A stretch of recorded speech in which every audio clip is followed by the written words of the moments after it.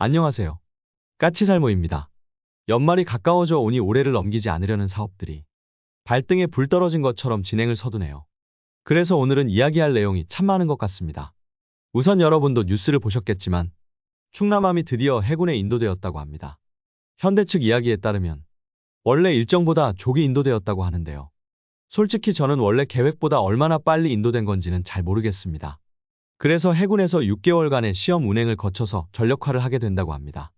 확실히 충남함은 과거 대구함이 각종 트러블로 인해서 문제를 많이 일으키던 것에 반해서 지금까지는 아무런 문제도 없이 사업이 진행되고 있는 것 같기는 합니다. 그러나 그럴 수밖에 없는 게 어차피 충남급은 전투정보 시스템이 대구급에 비해서 업그레이드되고 레이더가 바뀐 것 빼고는 모든 게 다 대구급과 똑같기 때문에 이미 문제점은 대구급을 개발하면서 해결한 함선이기 때문에 별도의 문제가 발생할 여지가 거의 없는 함선이긴 합니다. 한마디로 문제가 생길 여지가 없을 정도로 대구급과 똑같다는 이야기죠. 그런데 이런 충남함에도 전혀 문제가 없는 건 아닙니다. 왜냐하면 충남함은 해군에 인도된 다음에도 상당히 오랫동안 CIWS가 없이 임무를 수행해야 합니다. 충남함은 우리나라 함선 중에서 최초로 국산 CIWS를 장착하기로 한 함선입니다. 그런데 문제는 국산 CIWS가 개발되려면 아직 멀어도 너무 멀었다는 게 문제입니다.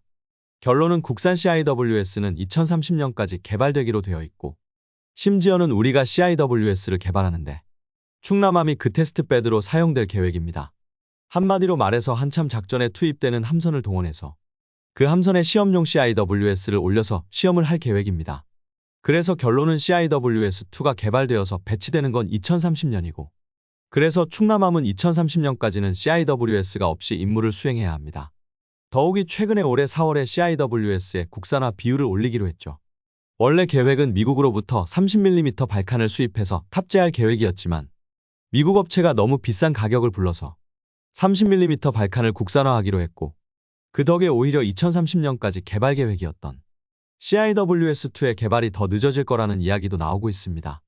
그래서 충남함은 CIWS2가 개발 배치될 때까지는 CIWS가 없이 임무를 수행해야 하는 건 물론 30mm 발칸의 국산화로 인해서 배치가 더 늦어질 가능성이 높아졌다는 이야기입니다. 솔직히 비용을 아끼고 이미 국산을 개발 중인데 해외 장비를 도입해서 장착할 필요성이 있냐는 의견 때문에 이미 건조를 진행 중인 함선에 아직 개발 시작도 하지 않은 장비를 탑재하기로 한 우리 해군의 결정은 전 세계 어디를 찾아봐도 찾기 힘든 이상한 행동인 건 틀림없는 사실입니다. 거기다 이미 임무를 수행 중인 전투함을 테스트 베드로 사용하겠다는 이런 계획을 누가 세웠는지 참 이해가 안 갑니다. 아무튼 그래서 충남함은 최소 2030년, 잘못하면 그 이상을 CIWS가 없이 임무를 수행해야 합니다. 그리고 또 한 가지는 충남함에서 항상 지적되던 문제인데요. 결론은 우리가 충남함을 건조한 이유는 해역함대의 방공함으로써 건조된 함선입니다. 그래서 지금은 비록 대공무장으로 해공 단거리 함대공 미사일만을 탑재하지만 충남함에는 사면 고정형 A사 레이더가 달려서 대공 탐지 능력은 호위함치고는 세계 최고 수준이고 그래서 나중에는 해공 말고 미국의 SM6급인 함대공 유도탄2를 탑재한다고 합니다. 그런데 문제는 우리 충남함에는 수직발사관이 16개 밖에 없다는 것입니다. 그리고 지금 대구급과 충남함의 수직발사관에는 해공 단거리 함대공 미사일과 해룡 대잠 미사일이 들어갑니다. 그래서 해룡 8발과 해공 8셀 32발로 지금이야 아무런 문제가 없지만 함대공 유도탄2가 개발되었을 때는 함대공 유도탄2를 탑재할 수직발사관이 없습니다. 그래서 많은 밀리터리 매니아들이 이 부분을 지적했고 충남함은 이런 문제를 가지고 태어난 함선입니다. 그래서 충남함이 해군에 인도된 건 기쁜 일이나 충남함은 이런 문제를 가지고 있는 함선이라는 건 아마 제 영상을 보는 모든 분들이 전부 인지하고 있을 것입니다. 그럼에도 해군은 이런 문제점을 가진 함선을 개량할 생각이 없이 울산급 배치포라는 사업으로 추가로 6척을 더 건조한다고 하죠. 이것과 관련해서 저번에 울산급 배치포 1번함과 2번함 사업에 하나오션이 단독 입찰했다는 소식을 제가 전하기도 했는데요. 이번에 하나오션과 방사청이 울산급 배치포 1번함과 2번함 건조 계약을 정식으로 체결했습니다. 그런데 재미있는 점은 이번 사업은 방사청이 너무 낮은 가격을 불러서 계속 유찰되다가 겨우 약간 가격을 올려서 현대는 입찰하지 않고 하나만 사업에 참여했다고 제가 소식을 전하기도 했는데요. 그 덕에 하나는 방사청이 입찰 공고한 금액을 그대로 받게 되었습니다. 이 사업은 방사청이 8,391억에 입찰을 했었는데요. 이번 계약도 딱 8,391억에 계약을 했습니다. 한마디로 하나오션 단독 입찰이었기 때문에 방사청이 권고한 가격 100%를 받게 된 것입니다. 물론 이 가격도 현대는 너무 낮은 가격이라고 아예 입찰에 참여조차도 하지 않았으니 한화가 단독으로 입찰해서 큰 이익을 챙긴 건 아니고요. 아무튼 그래서 그 문제 많은 충남급을 그대로 다시 추가로 6척을 건조하기 위한 사업이 정식으로 시작되었네요. 이걸 기뻐해야 할까요? 아니면 슬퍼해야 할까요? 그리고 연하남 건조 사업 말고 우리의 또 다른 전투함 건조 사업인 KDDX는 지금 나오는 소식들을 종합해보면 사실상 공동 개발 확정입니다. 왜 그러냐면 경찰 수사 결과가 나온 후에 우선 현재는 산업부가 방산업체 지정을 하는 과정인데요. 이것과 관련해서 방사청에서 산업부에게 현대와 한화 두 업체 전부 방산업체로 지정해도 좋다는 의견을 산업부에 제출했다고 합니다. 그것과 관련해서 산업부에서는 책임을 자신들에게 전가시키려는 것 아니냐는 의심도 하기도 했는데요. 최근에 산업부에서 한화오션에 대한 현장 실사를 시작했다고 합니다.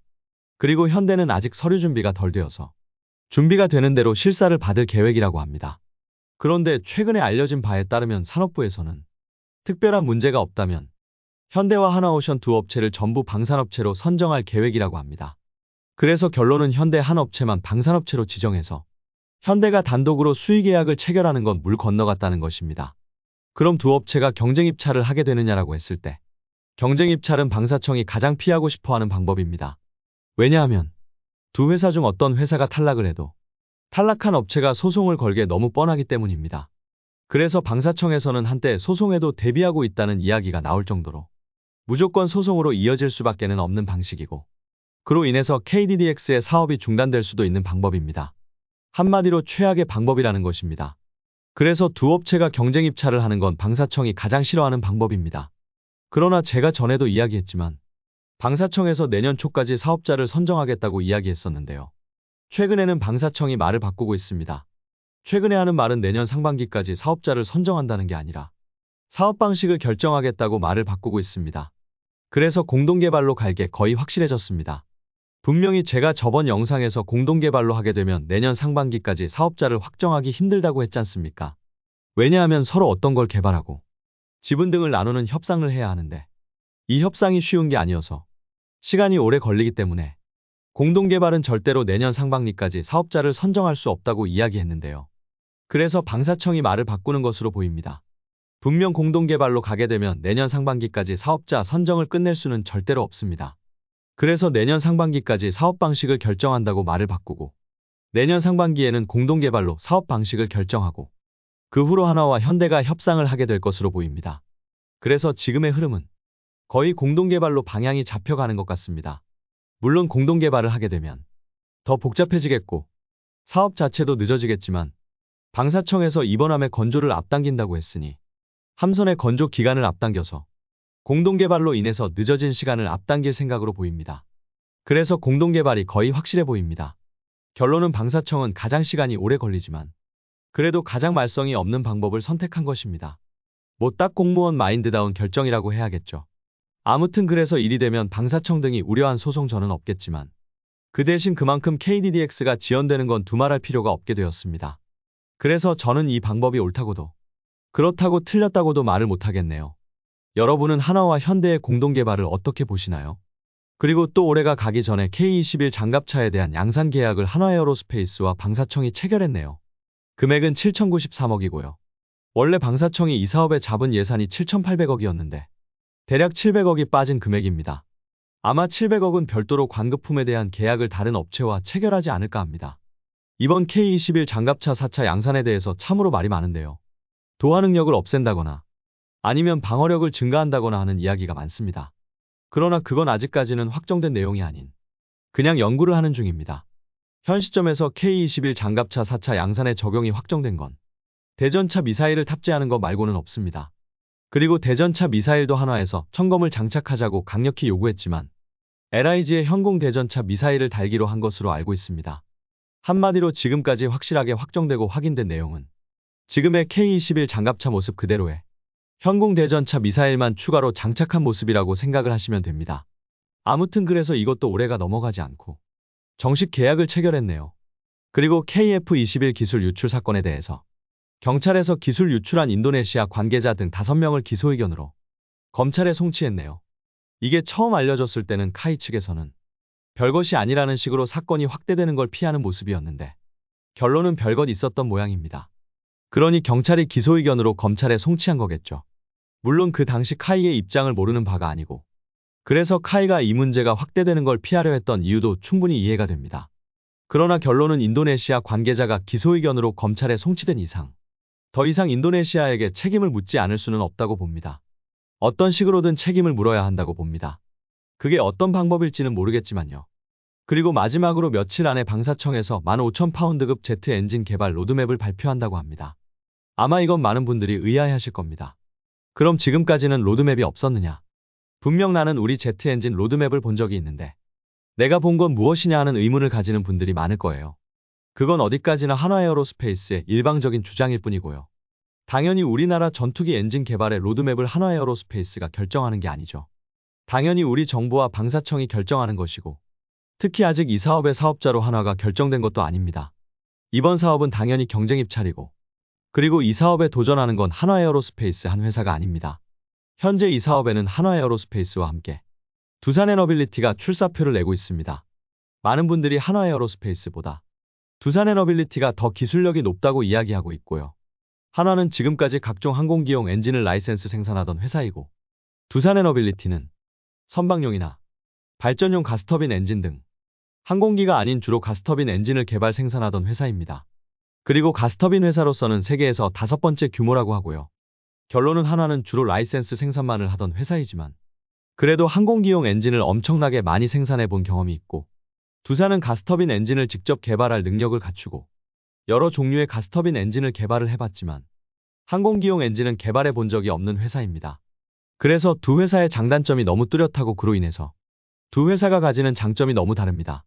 그래서 현재는 두 회사가 공동 개발을 해야 한다는 의견이 더 많다고 합니다. 결론은 두 회사의 성격이 너무 다르기 때문에 각각의 회사가 취약한 부분을 서로 보충해 줄 수 있다는 거죠. 그래서 지금은 공동 개발을 해야 한다는 이야기가 많습니다. 그럼 지금까지 한화에 의해서 주장되던 로드맵이 아닌 방사청이 이야기하는 로드맵은 어떻게 되느냐? 현재까지 나온 이야기에 따르면 방사청은 2030년대 초반까지 15,000파운드급 항공기용 엔진을 개발하고 지금 우리 KF-21에 탑재된 미국 제너럴 일렉트릭사의 F414, 400 엔진과 비슷한 출력을 내지만 연료 효율은 10%에서 15% 개선된 엔진을 개발하겠다는 게 방사청의 목표입니다. 그리고 방사청은 15,000파운드 엔진과 함께 10,000파운드 엔진의 개발도 지속한다고 합니다. 한때 카이에서 대형 무인전투기를 개발해서 15,000파운드 엔진을 무인전투기에도 탑재하자고 주장을 하기도 했는데요. 결론은 방사청은 그럴 생각은 없어 보입니다. 그래서 10,000파운드 엔진은 바로 로열 윙맨, 그러니까 무인전투기를 위한 엔진입니다. 그래서 우리는 10,000파운드 엔진과 15,000파운드 엔진을 동시에 개발할 생각입니다. 아무튼 그래서 방사청에서는 올해가 가기 전에 우리의 제트 엔진에 대한 개발 로드맵을 발표한다고 하니 방사청의 정식 발표를 기다려봐야 할 것 같고요. 결론은 정확한 일정은 방사청의 발표가 있은 다음에 알게 되겠죠. 그리고 이 로드맵에 따라서 사업 타당성 조사를 한 후에 방추위의 의결을 거쳐서 정식 사업화가 될 것입니다. 그리고 이번 방사청의 발표에서 많은 사람들이 가장 집중적으로 궁금해하는 건 우리의 제트 엔진을 우리가 독자 개발을 할 것인가 아니면 해외의 협력 파트너를 찾을 것인가입니다. 결론은 이미 국내에서도 15,000파운드급 엔진을 우리가 완전히 독자적으로 개발하기에는 부족한 부분이 많기 때문에 해외 협력 파트너가 필요하다는 의견이 많습니다. 그에 반해서 독자적으로 개발해야 한다는 의견도 있고요. 이것에 관해서 방사청이 어떤 판단을 내릴지도 사람들의 시선이 집중되는 부분입니다. 아무튼 그래서 며칠 안에 방사청에서 정식 로드맵이 나온다니 그걸 기다려볼 수밖에는 없겠죠. 아무쪼록 방사청이 현명한 판단을 할 것을 기대하고 우리의 제트 엔진 개발이 성공하기를 기대합니다. 오늘은 여러 가지 이야기를 해봤는데요. 그런데 오늘 이야기하다 보니 유독 공동개발 이야기가 많네요. 결론은 경쟁업체끼리 서로 첨예하게 대립하는 사업들에서 방사청은 공동개발을 선택하는 모양새인데요. 분명 공동개발이 서로 싸우지 않는 방법이기는 하지만 그로 인해서 개발이 지연된다는 점은 문제라고 생각을 합니다. 그렇기에 방사청의 현명한 판단을 기대합니다. 이상 영상 봐주셔서 감사합니다.